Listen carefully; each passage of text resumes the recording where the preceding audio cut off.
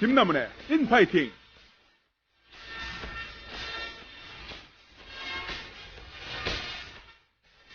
든자리는 몰라도 난자리는 안단 말이 있죠. 제가 잠깐 나갔다 들어왔는데 어떠신가요? 저와 여러분 그새 어색한 사이가 된 거 설마 아니겠죠? 어휴.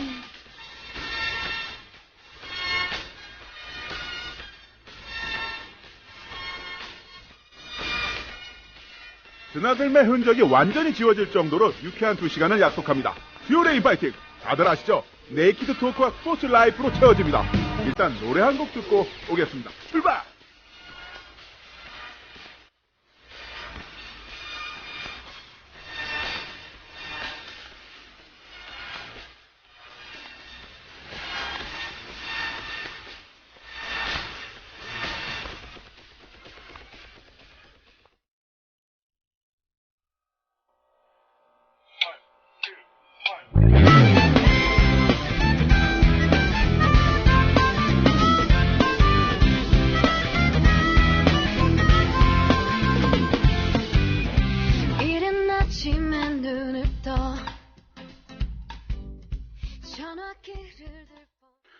네, 오늘의 첫 곡 유나의 원 파인 데이 들려드렸습니다. 좀 비도 내리고 눈도 내리고 그래서요. 오히려 반대된 개념으로 이런 노래 한번 들려드렸어요. 또 이제 유나 씨의 목소리가 너무나 상큼하다 보니까 제 기분도 나아지는 것 같습니다. 우리 청취자 여러분들도 이틀 만에 3일 만에 김남훈 씨라네. 예, 제 목소리 들으니까 좋으시죠? 예, 저도 청취자 여러분들께 라이브로 말씀드리는 거 정말 좋아합니다. 자, 이 즐거움 계속 가져고 이어나가면서 방송해볼게요. 자, 잠시 전화 한 말씀 듣고 네이키드 토크 진행해보겠습니다. 남성 여러분, 값비싼 옷을 입어도 폼이 안 나고 운동할 시간은 없으시다고요? 늘어진 뱃살과 튀어나온 가슴살 때문에 고민이십니까? 입는 순간 경험하시게 될 서프라이즈! 바디뷰 프리미엄은 고가의 스포츠웨어에 쓰이는 아쿠아엑스 원사를 사용. 최첨단 공법으로 탁월한 보정력과 신축성, 가공할 흡수력을 겸비했습니다. 우와, 정말 신기해요. 늘어진 가슴이 근육처럼 탄탄해지고 올챙이 같았던 뱃살도 올라보게 들어간대요. 바디뷰 대단합니다. 입는 순간 몸짱이 되는 남자 보정 속옷 바디뷰. 포털 검색창에 바디뷰를 검색해보세요. 구매하실 때 배송 메시지에 국민TV라고 적어주시면 고가의 사은품을 드립니다. 국민TV를 후원하는 새로운 방법. 국민TV 기념품 출시.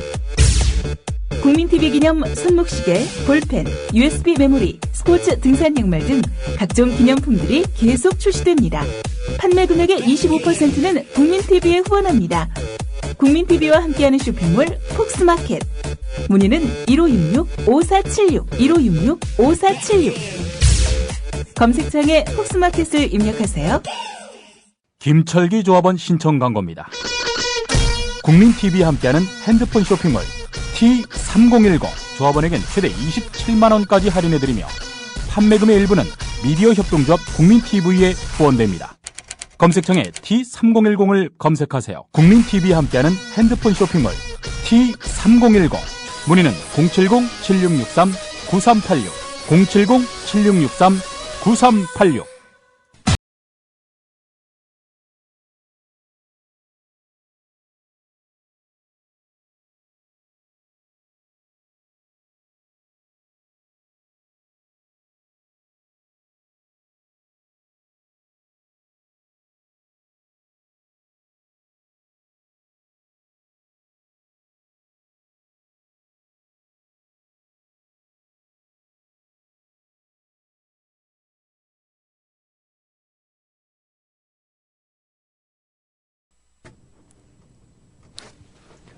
최광희. 앨리스의 네이키드 토크.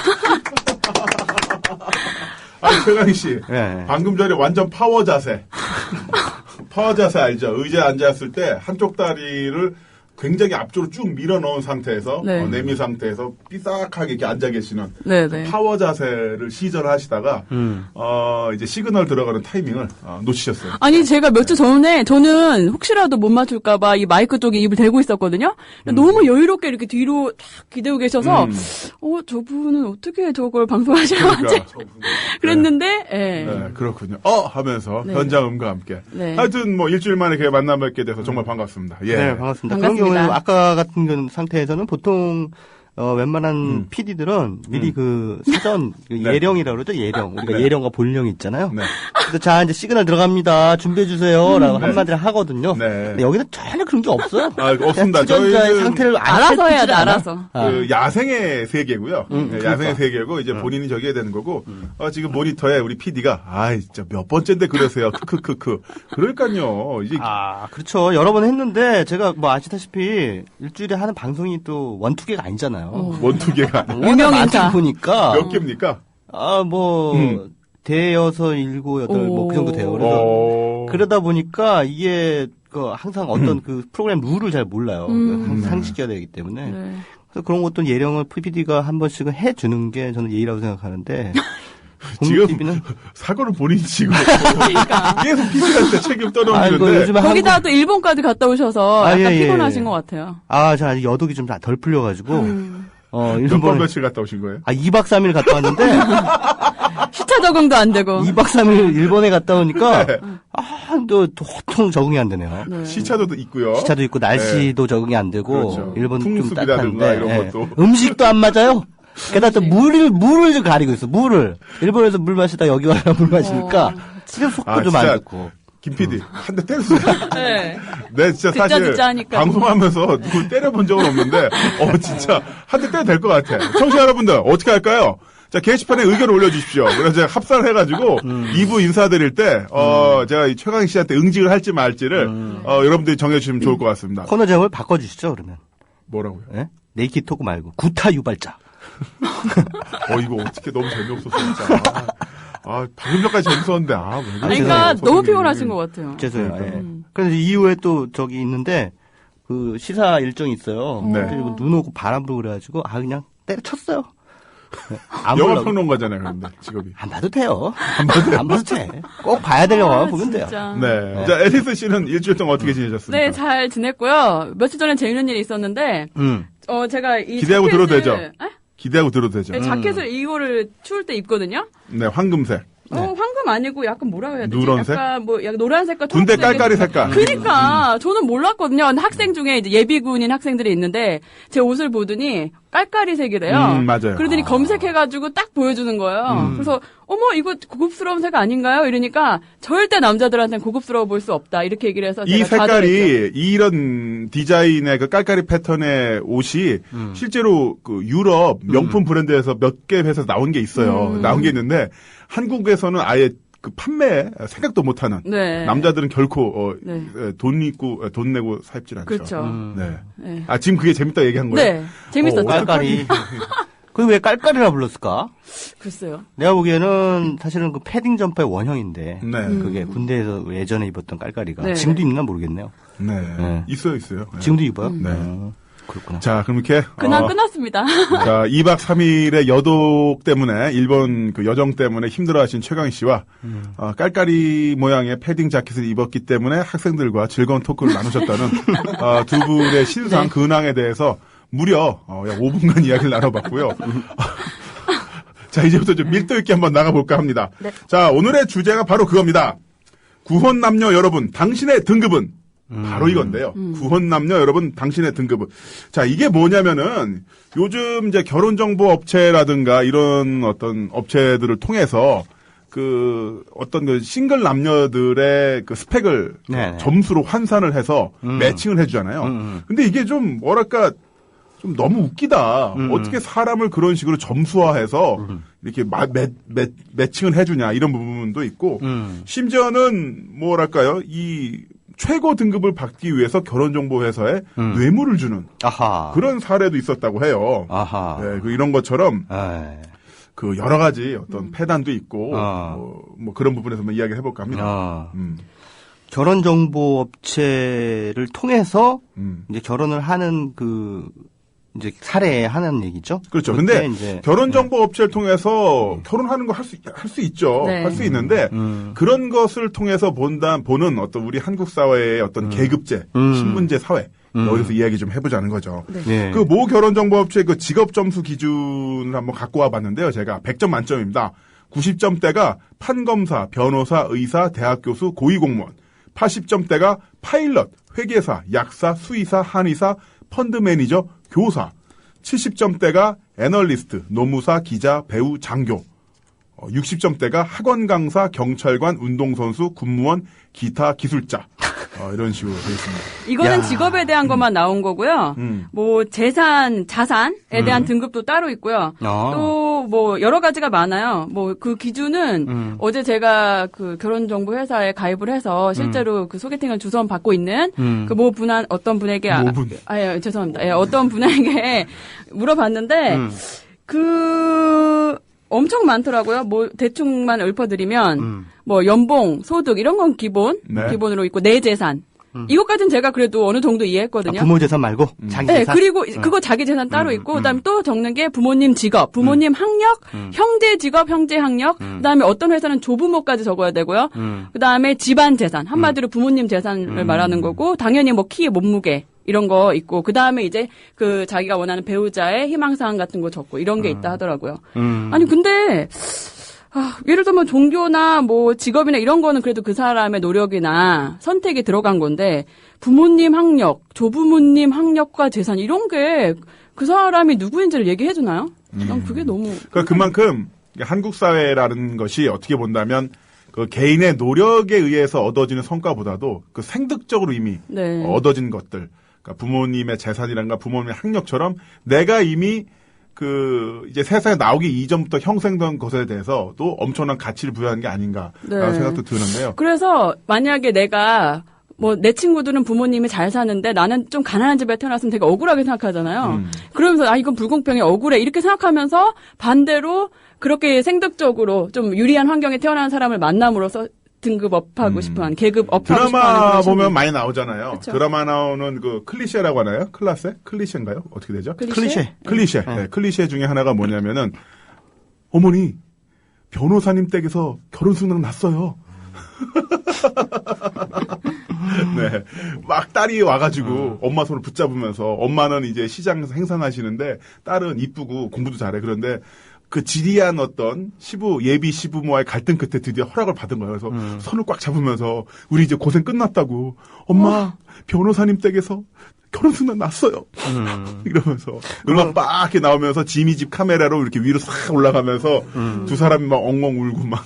남자 주인공은 이제 부모님이 꼭 부를 때 이름을 안 부르고 이제 직업을 부르죠. 박 검사. 예리해. 그러니까 박 검사. 예. 닥터리. 전화 받을 때 평창동입니다. 우리 닥터리 오늘 평창동입니다. 그리고 집에 있는 전화기가 결국 휴대폰이 아니에요. 네, 앤티크한 이렇게 땡글땡글한 전화기를 쓰고 항상 집에서도 홈드레스 있고 슬리퍼 그리고 이 밥 먹을 때는 항상 테이블을 먹고 가난한 집은 이제 그냥 일반 우리 밥상인데 4면 중 3면만 쓰죠. 네. 한쪽은 카메라가 있어야 되니까. 네.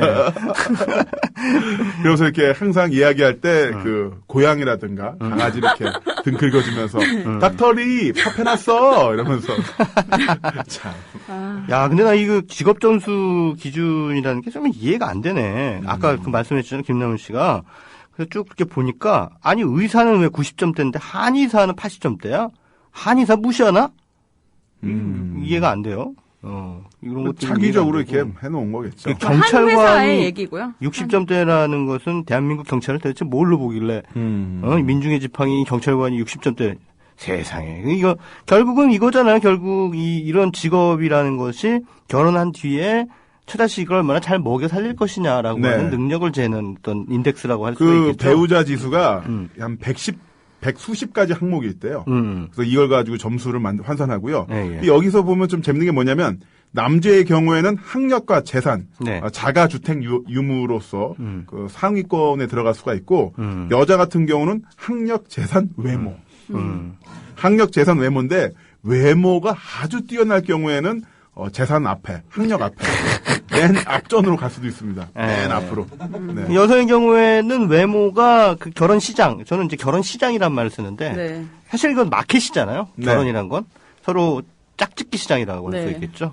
그래서 결혼이라고 하는 계약을 통해 가지고 앞으로의 인생을 저 사람에게 내가 기대 가지고 얼마나 잘 살아갈 수 있을 것인가, 또 나의 2세의 그 훌륭한 유전자를 전달해 줄 수 있는 배우자인가, 뭐 이런 거를 서로 이제 모색한 뒤에 이제 결혼이라는 계약을 하게 되는 거잖아요.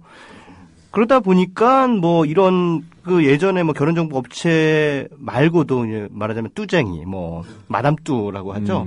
그 매니저? 중매업자, 중매를 이제 전문적으로 하시는 분들이 꼭 동네마다 한 분씩 계시잖아요. 오지랖 넓으신 결혼 그 뭐랄까요 그 결혼 정보 업체의 그 태동에 기여했던 게 바로 제가 알기로는 그 대전 엑스포로 알고 있어요.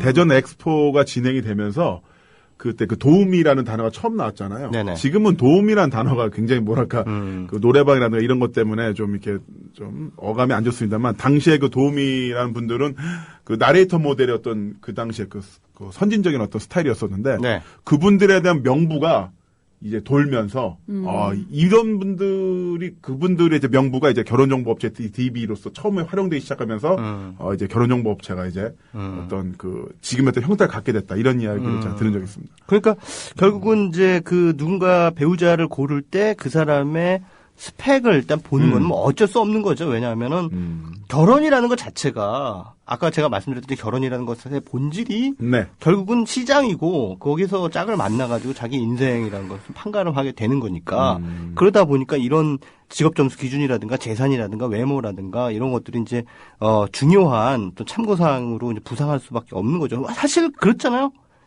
이 결혼이라는 것 자체가 태동부터 지금까지 사랑이 개입돼서 하는 결혼이 지배적이었던 때가 있었나요? 그런 적이 없었어요, 결혼이라는 거. 거의 대부분은 다 그냥 조건 맞춰가지고 서로 만나는 거였기 때문에 결혼정보업체에서 이런 식으로 직업점수 기준을 매기고 등급을 매기고 그레이드를 매기는 것은 어찌 보면은 그쵸? 그냥 당연한 현상이에요. 결혼의 본질이 그렇기 때문에. 저는 결혼의 어떤 본질이라는 측면도 있습니다만 그 긍정 부정하기 이전에 이런 어떤 그 뭐랄까요 그 계급이라는 게 확실히 우리나라는 존재를 하고요. 그 계급 간에 어떻게 본다면은 하위 계급에 있는 사람들은 상위 계급으로 올라가고 싶어 하는데 아까 얘기했던 것처럼 드디어 결혼 승낙 받았어요. 이런 대사를 하고 싶은데 실제 결혼 시장에서는 그런 건 불가능하다. 그리고 그게 실제로 두 사람이 정말로 사랑한다고 하더라도 우리나라의 결혼의 특성상 그 부족 대 부족의 결합이잖아요. 그럼 부족 대 부족의 결합에서는 같은 90점대끼리, 같은 70점대끼리 이런 식으로 이게 짝이 지어지다 보니까 사실은 이 체제, 이 계급제 사회라는 게 더 공고해질 것이다.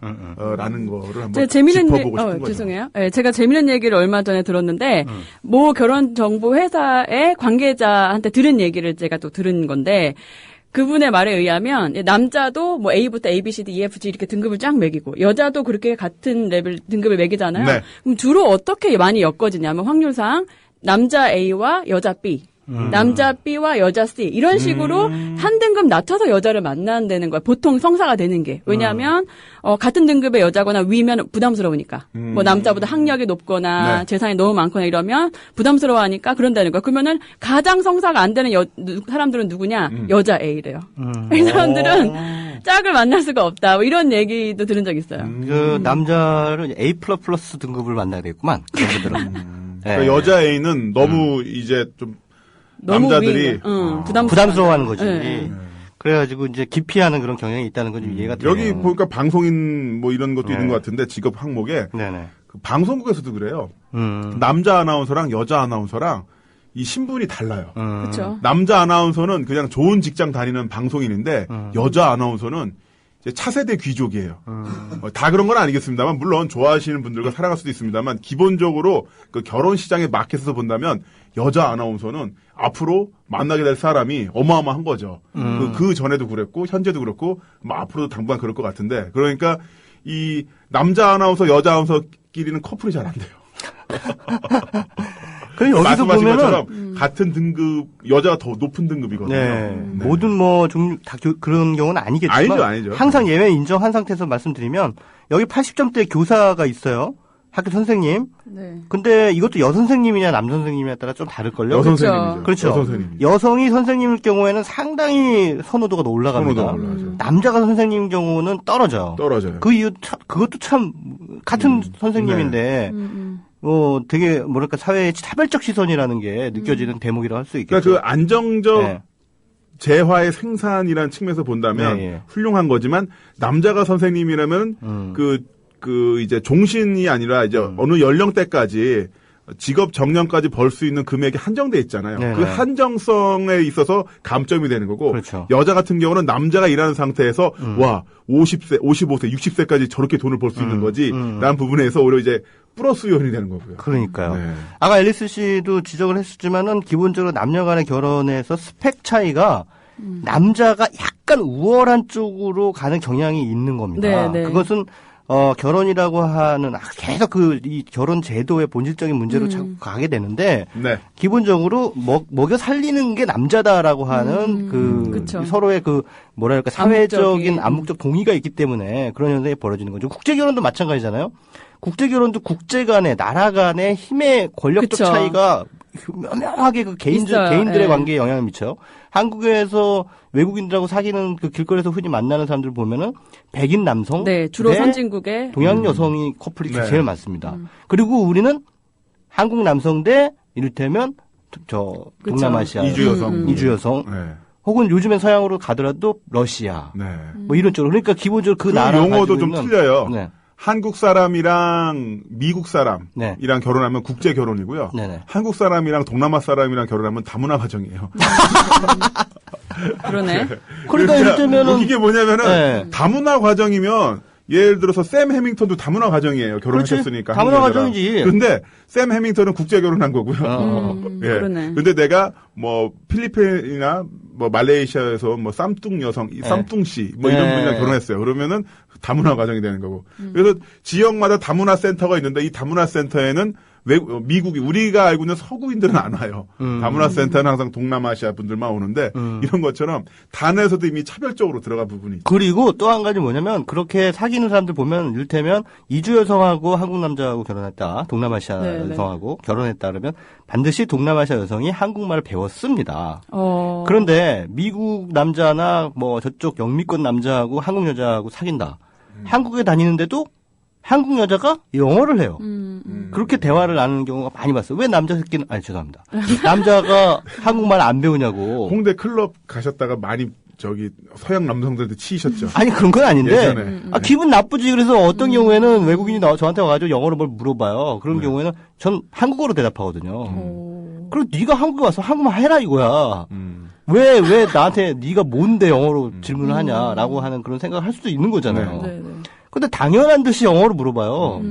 그러면은 뭐 무슨 TV나 이런 데서 이런 경우에 여러분들 많이 난감하시죠? 하면서 자 회화 한마디 이런 식으로 간다. 왜 내 땅에서 내가 영어를 써야 되는데 이해가 안 되는 거예요. 그 영어 못하는 사람의 울분을 담은 음식이 바로 존슨탕입니다. 존슨탕? 네. 그건 뭐예요? 뭐냐면은 그 나라 잃은 유민 백성들이 그 이성계의 고기다 해서 그 돼지고기를 성계육이라 먹었잖아요. 네네. 그런 것처럼 영어 못하는 한국 남자들의 서름을 담은 음식이 바로 영어 잘하시잖아요. 영어 잘하시는데 그렇게 느낀다는 이 얘기죠. 개그를 쳤는데 안 웃겼는데 재미없었고요.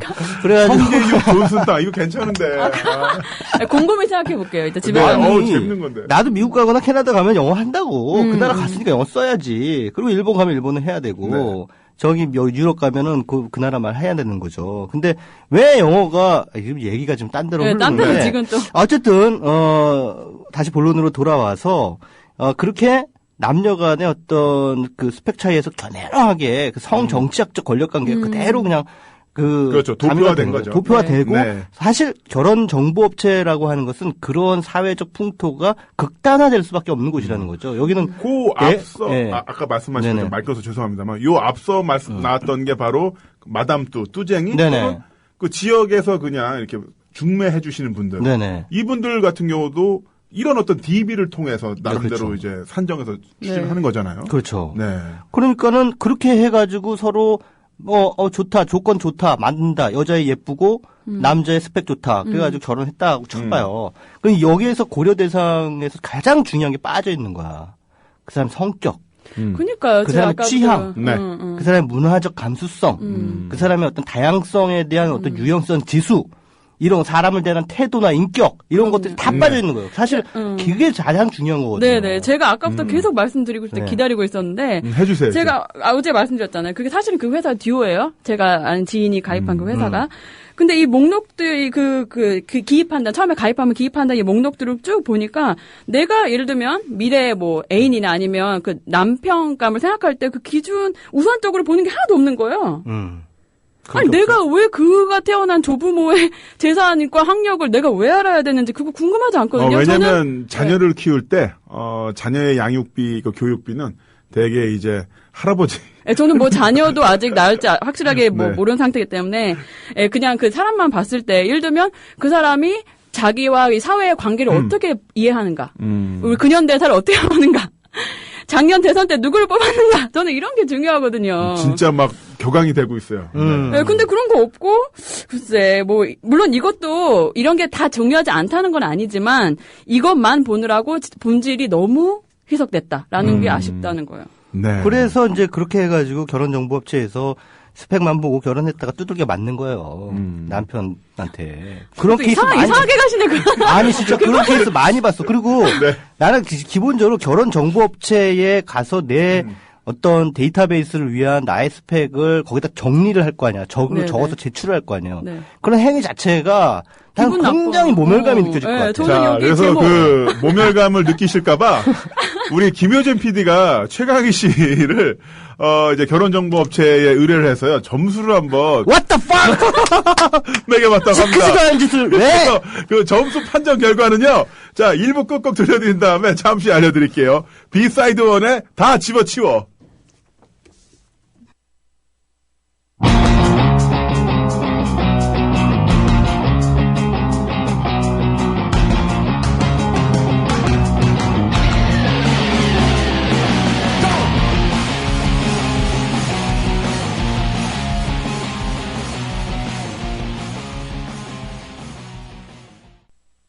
네, 비사이드 원에 다 집어치워 들려드렸고요. 게시판 한번 살짝 보겠습니다. 자, 여러분들이 게시판에 글 올려주셨는데, 저도 결혼정보업체에 등록했어요. 어쩌다 여기까지 왔는지, 크크크, 저는 루저 등급인가요? 이렇게 하셨는데, 아이, 그런 건 아니죠. 네. 그 소녀님께서는 따질 거 다 따지고 잘 알아보고 결혼하세요. 사랑의 유효기간은 얼마 안 돼요. 에휴. 거기에 사랑까지 있음 금상첨화고요. 사랑? 얼마면 될까 하면서, 누구죠? 이분이? 원빈 씨 사진 올려놓으셨네요. 원빈 씨 동생이잖아, 원빈 씨. 예? 원빈 씨 얼굴이면요. 사랑이고 뭐고 돈이고 안에 다 필요 없어요. 예, 그냥 말이 너무 재밌네요. 사랑까지 있으면 금상첨화? 예, 사랑이 예, 부가적인 거라고 해요. 예, 그냥 원빈 씨 얼굴이면, 네, 그냥 저 얼굴 보면서 살면 돼요. 네, 네, 그렇습니다. 자, 제가 아까 1부 끝날 때쯤에 그 최강희 씨의 등급 이야기가 나왔는데 사실은 김효진 PD, 김남훈, 최강희까지 전부 다 저희가 한번 등급을 한번 산정을 해보려고 저희 그 제작 PD가 모 결혼정보업체 직접 연락을 했습니다. 네. 그래서 현재 그 녹취록이 여기 있는데요. 그 유명한 녹취록 원본입니다. 네. 이거 원본입니까 사본입니까? 예, 이거 정리 제대로 된 거죠. 네. 자, 그러면은 그 내용을 좀 들을 수 있는 건가요? 아니요. 예. 녹취록으로만 있는 거죠. 자, 김 PD가 이런저런 사람들인데요. 등급이 어느 정도인가요? 여쭈니까 홍보 담당님께서 아주 뭐 높다고는 말씀드리기가 어렵겠네요. 괜찮아요. 구체적으로 한 번만 좀 말씀해 주세요. 그러니까 이제 홍보 담당 하신 분께서 헛헛한 웃음을 하며 그냥 뭐 좋은 분들이시죠? 그나저나 김 기자님 요즘 뭐 PD일 재밌으세요? 라는 답변이 나왔다고 합니다. 네. 즉 이것은 무엇을 뜻하느냐? 낮다는 거죠? 네. 얼마나 낮길래 아예 답변도 안 한 거예요? 와. 뭐 얘들이 가지고 있는 기준점에서 높다 네. 낮다를 가지고 뭐 일희일비할 필요는 없다고 생각합니다. 일희일비한 게 아니라 이제 재밌다는 거죠. 네. 그러니까. 근데 저는 학력고사 내신도 10등급이었는데 여기서도 10등급. 네, 재미있는 또 이 관련된 기사를 봤어요.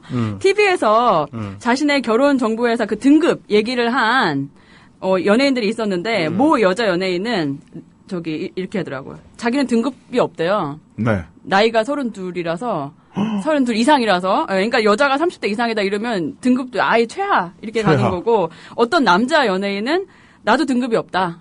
나는 대머리라서 등급이 없다. 뭐 이런 게 있었고 어떤 남자분은 D 등급이 나왔다. 이거는 뭐 회사는 다 회사마다 각자 다르겠죠. 왜냐하면 소득이 일정치 않아서 뭐 이런 그러니까 연예인 다 소득 일정치 않죠. 네, 그렇죠. 뭐 이런 예들도 있더라고요. 그러니까 아마 저도 30대니까 등급이 안 나오지 않을까라는 생각이 듭니다. 네. 여기 보니까 뭐 서울신문 기사에 소개된 사례가 하나 있는데요. 미국에서 박사학위를 받은 36살 여성인데 최고 등급이라는 제안을 받고 결혼정보업체에 가입을 했대요. 네, 박사학위고 네. 36살이면 최고 등급인가? 아무튼 좀 어쨌든 그래서 회비로 500만 원이나 이렇게 비싸요? 500만 원이나 내야 돼? 결혼 한 번 하고? 다르죠. 아. 회사마다 다르고 그 가입하는 그 종류가 달라요 또. 네. 그래서 이제 남자들이 뭐 의사다, 변호사다 이렇게 해가지고 나가긴 했는데 이 남자들이 알고 봤더니 돈을 받고 기용된 미팅꾼. 미팅꾼. 네. 사기꾼들이 있네. 사기꾼. 네. 사기꾼인 경우도 있고요. 실제 의사나 변호사인 경우도 있는데 제 친구 후배 중에도 의사 변호사가 있어요. 네. 그 친구들 이야기 들어보니까 가끔가다 그런 식의 의뢰가 온대요. 그냥 와서 맛있는 식사하시고 가시라고. 그러니까 그게 사기죠. 그러니까 사기죠. 그러니까 뭐냐면 정말로 나는 회원 가입한 것도 아닌데 아니면 그냥 와가지고 그냥 여기 회원하라고 진짜 알바 한번 하시라고. 그 여자분들 같은 경우는 내가 드디어 변호사 의사랑 소개팅 하는 거야? 나는 들뜬 마음에 와서 그렇게 이야기하고 하는 거죠. 네. 야, 뭐 이런 사례까지 있다는 것은 그만큼 정말 결혼이라는 게 뭐랄까 그냥 물질적인 어떤 기준에 의해서만 배우자를 네. 고르는 문화가 완전히 거의 자리 잡았다라고 봐도 무방하지 그렇게 않을까? 물질적으로 네. 사람 배우자를 결정하는 그 시스템 구조가 결국은 우리 사회에서 그 내가 생득적으로 얻은 것 말고 내가 정상적으로 학교를 졸업하고 의무교육을 마친 상태에서 나의 노력과 나의 창의성으로만 내가 이름을 날리고 내가 일가를 일구고 먹고 사는 게 불가능해졌다. 네, 라는 측면이 있는 것 같아요. 실제로 얼마 전에 나온 그 자료를 보니까 2000년대 이후로 그 1조 원대 회사로서 성장한 회사들이 몇 개 없어요. 뭐 NHN 뭐 이런 거 빼고는 네네네. 거의 없고 나머지는 다 예전부터 해왔거나 누구한테 물려받은 이런 회사들이 지금 다 그 대형 회사로 그러니까 뭐냐면은 그냥 혼자서 입심양명에 성공하고 이런 게 거의 불가능하다는 거죠. 요즘은 의사도요. 그 혼자 내가 가난한 집에서 태어나서 혼자 내가 병원을 개업했을 경우에는 그냥 가난한 의사가 된 경우가 많이 있어요. 네. 할아버지가 어머니가 아버지가 의사를 했어야만 그 인맥과 재산을 물려받아서 빚 없이 개원이가 될 수 있고요. 그래야만 그야말로 잘 먹고 잘 사는 의사가 될 수 있죠. 의사분들도 그냥 집안이 가난하면 그냥 가난한 의사, 가난한 변호사가 되는 거지. 네네. 네. 그러니까 아마 결혼정보업체에서 본인의 직업은 물론이고 할아버지 재산과 학력까지 터는 거는 일정한 그 현지 시스템에서는 이유가 될 수가 있습니다. 네, 그러니까 내 노력으로 나 업그레이드 될 수 없으니까 결혼이라는 수단이 아주 최고의. 그러니까 텔레비전 모든 미니 시리즈와 드라마들이 다 결혼을 가지고 그 신분 상승의 구도가 이제 나오는 거죠. 네. 왜냐면 그거는 이제 실질적인 결혼의 목적이긴 하지만 드라마나 영화에서 보여주는 결혼은 표면적인 그 결혼의 양태는 이제 사랑하기 때문에 결혼하는 것이라고 이제 나오죠. 그나마 사랑이라는 네, 하필 이제 그 검사와 미녀가 지독한 사랑을 하게 되죠. 네. 아니면 의사와 미녀가. 그렇죠. 네, 지독한 그들의 사랑을 이렇게 인정하게끔 이렇게 만들지만 사실상 이제 직업적으로 그랬을 때 이제 보통 여자 집안이 이제 좀 후진 집안. 그래가지고 이제 검사 어머니나 의사 어머니가 무진장 반대하고. 박 검사. 네. 그런 아가씨 이제 정리해야지. 그러니까. 돈 봉투 주고 막. 네. 그래가지고 서로 눈물 콧물 질 짜면서 헤어졌다가 서로 다시 만나려고 어쩌고 하다가 결국은 이루어지는. 네. 그런 얘기잖아요. 결국은. 이루어지면서 그 양평에 있는 전원주택 같은 데서 파티하면서. 그러니까. 까나내기 가는데 이렇게 물 뿌리고 풍선 파티하고. 그리고 꼭 마지막 회는 이제 1년 후야. 예, 1년 후 그러고 이제 애 낳아가지고 다 이제 안 애 낳고 있는데 네. 그 여자 주인공 그렇게 괴롭히던 그 올케가 있어요. 네네. 근데 얘도 임신한 거야.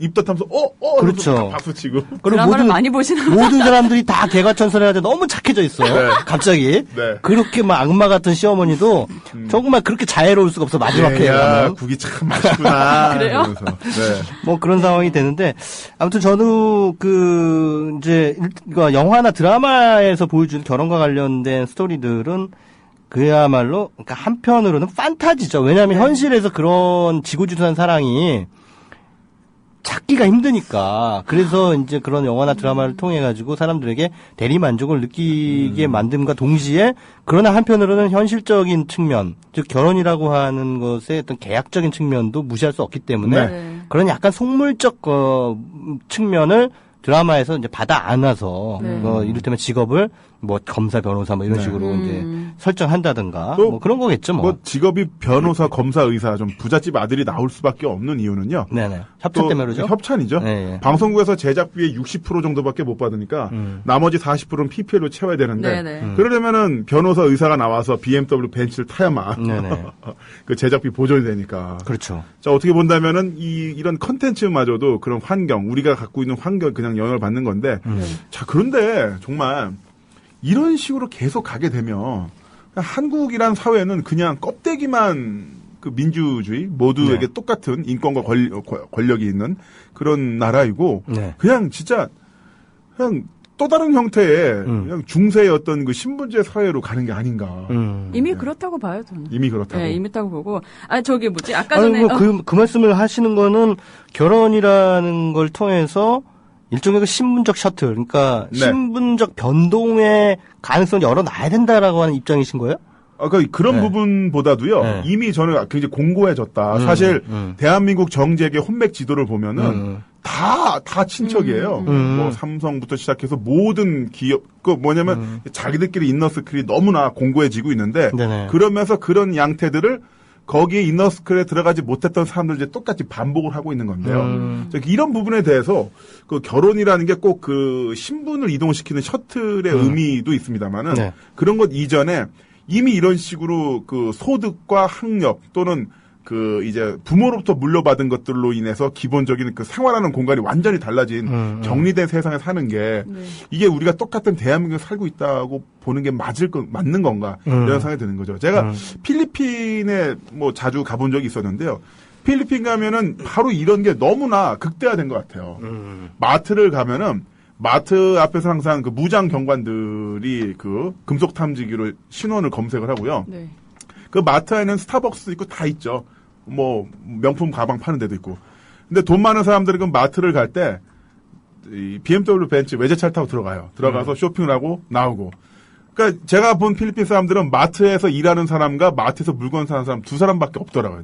제 느낌으로. 그러면서 마트에서 일하는 사람들은 정작 그 마트에서 판매하는 샴푸 그 통으로 된 걸 살 돈이 없어가지고. 그 이렇게 일회용 포장으로 되는 거, 소량 포장된 걸 구매해서 사고 이런 것처럼 완전히 사회가 이 서로 간에 이제 살아가야 되는 어떤 무대 완전히 달라진 듯한 그런 느낌이 있는데 한국도 지금 뭐 중산층도 계속 털리고 있고 점차 계속 줄어들고 있죠, 중산층이. 왜냐하면 중산층이 없어진다는 거는 중산층이 상류층으로 가는 게 아니라 다 이제 소득 하위 계급, 차상 계층으로 내려온다는 얘기잖아요. 그런 것처럼 이 결혼의 어떤 셔틀, 그러니까 이제 이걸로 이제 바꾸자 이런 게 아니라 결혼 양태로 보는 이제 한국 사회가 지나치게 그 이제 격리가 되고 있다. 모든 어떤 그 계층들이 이런 부분에 대해서 한번 이거 좀 걱정되지 않나 이런 거죠. 계층의 양극화가 결혼이라고 하는 절차를 통해 가지고 세대를 이어가면서 이제 유전되면서 그것이 이제 고착화되고 있다라는 이제 그 얘기를 정리를 할 수 있을 것 같아요. 잘했다. 이야. 그렇게 보였어요. 그 얘기신 거죠? 네. 제가 5분 동안 떠들었는데 이야. 트위터 140자 정리하셨어. 최강 씨 최고다. 이제 여독 풀리셨죠? 아니요, 아직 안 풀려가지고. 안 풀린 상태도 이 정도야. 와. 왜 이래, 갑자기? 한번 띄워주려고요. 아까 전에 왜 그 500만 원 피해 사례 있었잖아요, 여성분. 그거의 피해 사례를 예방하는 또 듀오의 한 관계자가 한 얘기를 제가 전해드릴게요. 네, 뭐래요? 너무 재밌는 게 있는데, 청취자 여러분들 잘 들어보시고, 그런 피해 사례에 당하지 않도록. 근데 이 얘기를 그 듀오의 한 관계자가 얘기한 겁니다. 한 5개 정도 얘기했는데, 그 중에 마지막 게 뭐냐면요. 무리한 가입 유도를 의심해라, 이거예요. 근데 무리한 가입 유도를 어떻게 하냐? 상담할 때 이렇게 얘기를 한대요. 당신은 조건이 되지 않지만 상위 등급으로 가입시켜주겠다. 혹은 VIP 회원과 만남을 주선하겠다. 이렇게 얘기를 보통 한다는 거예요, 상담할 때. 이건 100% 믿기다. 이러면서 이런 거는 그러니까 믿지 마라. 이런 얘기를 전해하시더라고요. 우리는 괜찮게 하고 있는데 다른 데가 이렇게 하고 있다라고 이야기하는 거죠. 그렇죠. 네. 근데 저는 이제 근본적인 질문을 한번 드리고 싶은 게 꼭 결혼 정보 업체를 통해서까지 그렇게까지 결혼을 해야 되나? 네. 저도 그 생각 들어요. 네. 사실 결혼정보업체 이전에 뭐 마담 뚜든 소개팅 같은 경우도 소개팅도 사실 그 지역 마켓에서 팔리지 않는 잉여 상품들의 교환의 장이죠. 그러니까. 이거 지금 굉장히 잔인하지만 진실이에요. 네. 근데 아주 가끔 가다는 그 이제 뭐랄까 그 술집 가면은 아주 비싼 술 있잖아요. 네. 뭐 200만 원짜리 양주 이런 것처럼 아주 비싸서 안 팔리는 경우가 있습니다만은 대부분 그냥 인기가 없어서 안 팔리는 그게 또 결혼정보업체 가입하신 분들 이 방송 들으면 또 불끈하겠다. 네. 아니 그거는 그렇게 얘기하시면 안 돼요. 제가 극단적으로 얘기해요. 죄송합니다. 그러면 LS 씨는 뭐예요? LS 씨는 어떤 생각이세요? 저는 이거 조금 더 근본적으로 갔을 때요. 아니 우리가 모든 선택이 연애도 그렇고 결혼도 그렇고 저는 개인적으로 만약에 제가 출산을 한다면 그 출산도 그렇고 모든 거의 궁극적인 목적은 행복이거든요. 그렇죠. 궁극적인 목적은 그렇죠. 제가 촛불 시위 나가는 것도 궁극적으로는 행복하기 위해서요. 근데 이 결혼도 그거에 그때는 수단이 돼야 되는데 결혼해서 더 행복하기 위해서. 근데 네네. 결혼 자체가 목적이 돼서 거기에 너무 많은 에너지를 쏟는 게 아닌가. 그 과정에서 지치고 돈도 많이 쓰고 그게 나쁘다는 거 아니에요. 그 결혼 물론 해피 엔딩으로 끝날 수도 있는데요. 네. 한번 그 내가 결혼을 왜 하고 싶지?라는 거에 대해서 한번 생각해 보면 어떨까 싶어요. 저는 저도 30대니까 주변에서 결혼한 친구들도 있고, 뭐 어른들 중에서는 걱정하시는 분들도 있지만, 저는 이렇게 막 급하다는 생각을 안 느끼거든요. 왜냐면 난 내가 그걸 했을 때 내가 행복할 때 하면 된다고 생각하기 때문에, 너무 이상적인가요? 하여튼 저는 그래요. 그래서, 좀 결혼 자체 꼭 해야 된다고 너무 사람들이 이렇게, 결혼 제도에 대한 의심 자체를 안 하는 거가 너무 이상한 거예요, 저는. 당연히 결혼하는 것이다라고 하는 것이 좀 일반화돼 있는데 요즘에 뭐 비혼 를 선택하시는 그런 경우도 많죠. 결혼이라는 게 이렇게까지 자기 자신을 상품화해가지고 스펙을 쫙 자기가 그냥 완전히 해보되고 자기가 어떤 취향과 어떤 인격과 어떤 문화적 감수성을 가졌는지는 전혀 중요하지 않은 채 오로지 학력과 재산 수준으로만 이런 식으로 평가가 된다는 건 이런 식으로 하다가는 사교육도 새로운 사교육 시장이 생길 것 같아요. 네. 결혼정보업체 면접 교육 하는 거예요. 그 결혼정보업체 가서 그 상담원이랑 면접을 하잖아요. 그러면서 이런 걸 하는데 이걸 어떻게 하면은 잘 받아서 고득점을 받느냐. 이걸 학원에서 돈 내고 받지 않을까. 실제로 그 레고 경진대 하잖아요. 창의성 뭐 이런 거. 그런데 우리나라에 레고 학원이 있어요. 그 레고를 잘하면은 애들이 이제 표창장이라든가 국제에 나갈 수 있으니까 그거를 학원에서 또 배워요. 그렇죠. 또 그 학원에 들어가기 위해서 또 따로 과외를 받기도 하고. 그래서 제가 보기에는 우리 학원에서 2주 속성 교육을 받으시면 듀오 최고 등급 받을 수 있습니다. 뭐 이런 상품이 나오지 않을까. 진짜 나올 것 같아. 이대로 가다가. 거기서 최고 등급을 받았다고 해서 좋은 배우자를 만나는 확률이 더 커진다라고도 볼 수가 없겠죠. 일단 기본적으로 좋은 배우자가 과연 무엇인가에 대한 개념 정립이 일단 우선돼야 된다고 봐요. 그래서 사회에서 뭐든지 이런 사람들이 좋다라고 하는 것에 그냥 시류에 끌려가는 것보다도 내가 생각하는 좋은 배우자는 이런 모습이다. 라고 하는 신념을 처음에 좀 확고하게 정립을 한 상태에서 누굴 만나든지 왜 우리 예전에 흔히들 나의 이상형은 이런 사람이야 그런 거 하잖아요. 저는 그거 굉장히 좋은 거라고 생각하거든요. 최강 씨의 이상형은 어떤 분이셨어요? 얘기해주세요. 연예인으로 치자면. 연예인? 아니, 그냥 연예인은 없고요. 네. 저 이상형은 똑똑한 분이죠. 똑똑하고 현명한 분. 현명한 분. 예, 생각이 바르고. 재력은? 그런 건 상관없어요. 예, 그런 건 상관없고, 그냥 어디 단칸방에서 살더라도 좋은 사람하고 살아야지. 그런 생각을 아직까지 저는 해요. 그런데 뭐 사람들이, 야, 너 철 모르는 얘기를 하냐? 그건 뭐, 언제적 얘기냐? 뭐, 저 푸른 초원 위에 그림 같은 집을 짓고 뭐 그런 거냐?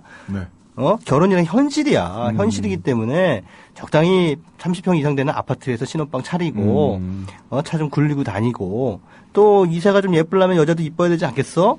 뭐 이런 얘기들 듣는다고요. 그런 얘기들을 또 많은 사람들이 하죠.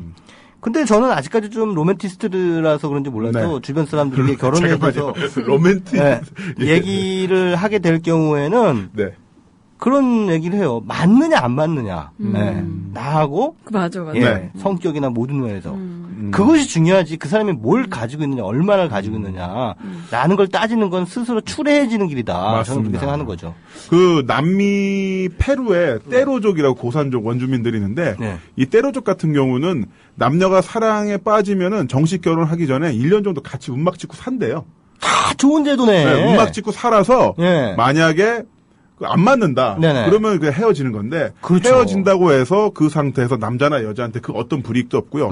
만약에 애가 태어났다. 애가 태어난 상태에서 헤어지게 됐다. 그러면 남자면 남자 쪽에 데려가서 키우고 여자면 여자 쪽에서 데려가서 키우고 물론 그 아이들한테 그 어떤 신분의 제약도 없고 당연하죠. 그런 식으로 해서 그 굉장히 뭐랄까 합리적인 그런 어떤 저기를 하는 거죠. 남녀가 직접 호적에 들어가기 입적되기 이전에 같은 호적 등본을 만들기 이전에 일종의 1년간의 거치 기간, 네. 그렇죠. 예금 거치 기간을 통해서 저 좋은 제도라고 생각해요. 네. 저는 동거 장려해요. 저도. 웬만하면 네. 동거를 한번 해보는 게 좋다. 네. 그 사람이 어떤 사람인지 알아야 될 거 네. 아니에요.